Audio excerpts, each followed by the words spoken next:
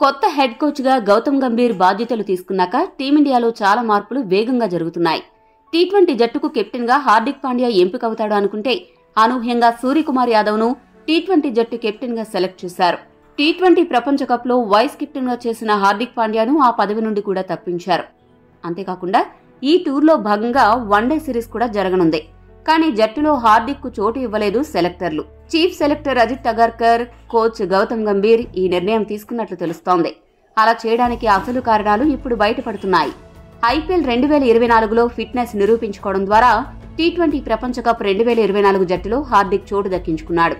అయితే వన్డేల్లో రీఎంట్రీ ఇవ్వాలంటే దేశవాళీ క్రికెట్ ఆడాలని గంభీర్ హార్దిక్ కు కండిషన్ పెట్టినట్లు తెలుస్తోంది. విజయ్ హజారే ట్రోఫీలో భాగంగా జరిగే వన్డే టోర్నీలో ఆడి బౌలింగ్ లోనూ ఫిట్నెస్ నిరూపించుకున్న తర్వాతే 50 ఓవర్ల ఫార్మాట్ లో పునరాగమనం చేసే అవకాశం ఉంటుందని స్పష్టం చేసినట్టు తెలుస్తోంది. గాయాల భయంతో ఆటకు దూరంగా ఉంటే తనకు నచ్చదని గంభీర్ పేర్కొన్నాడు. హార్దిక్ విషయానికొస్తే ఈ పేస్ బౌలింగ్ ఆల్రౌండర్ తరచూ గాయాల బారిన పడుతూ జట్టుకు అందుబాటులో ఉండడం లేదు. ఇప్పటికే హార్దిక్ టెస్ట్ ఫార్మాట్ కు దూరంగా ఉంటున్నాడు. కేవలం వన్డే, టీ20లు మాత్రమే ఆడుతున్నాడు. ఇక వన్డే వరల్డ్ కప్ 2023 సందర్భంగా గాయపడిన తర్వాత అతడికి మళ్లీ వన్డే ఆడే అవకాశం రాలేదు.